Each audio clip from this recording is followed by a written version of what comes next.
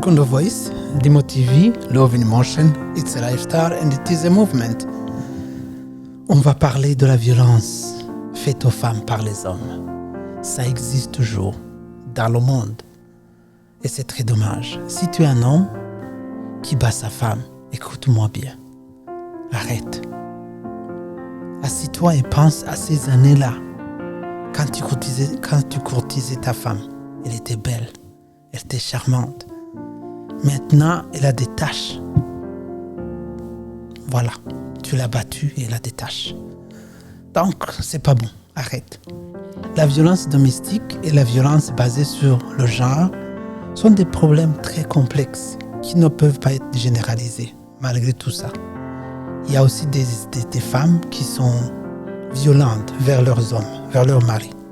Il est important alors de noter que la violence peut être exercée par des personnes de tous ces genres, de tous les genres, et que de nombreux hommes ne sont pas violents envers les femmes. C'est pas tout le monde.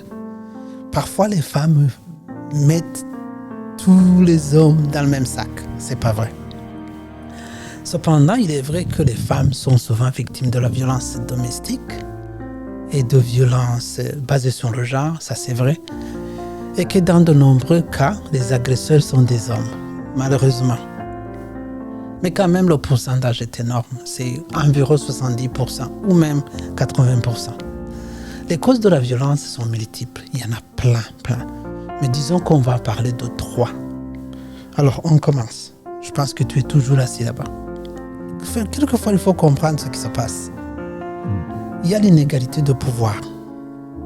Dans certaines sociétés, les femmes peuvent être considérées comme inférieures aux hommes par rapport aux études, par rapport à l'argent, à beaucoup de choses.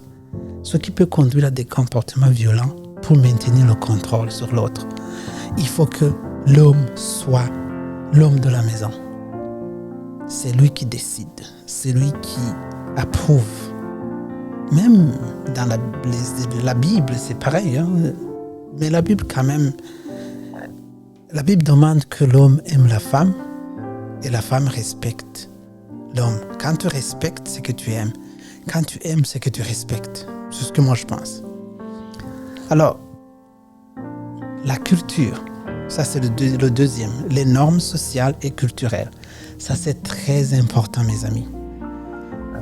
Ça dépend d'où on a grandi. Certains modèles de comportement perpétués par la société et la culture peuvent être la cause de la violence. Ou bien les stéréotypes de genre tels que la masculinité toxique.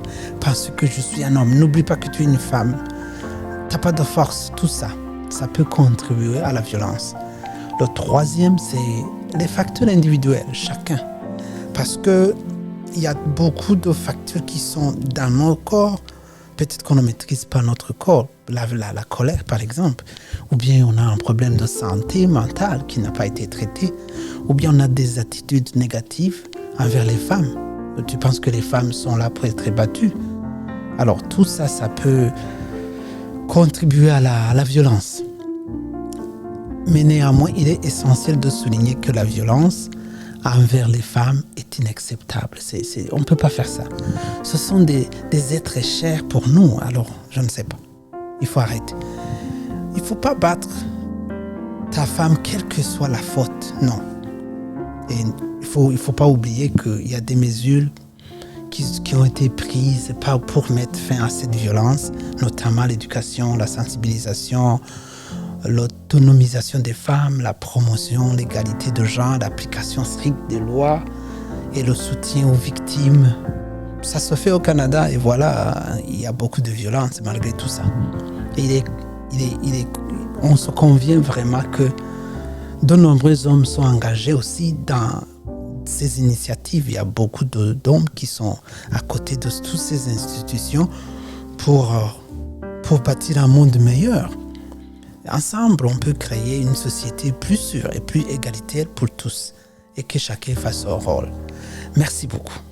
Partagez s'il vous plaît. Rukundo Voice, Limo TV, Love in Motion. It's a lifestyle and it's a movement.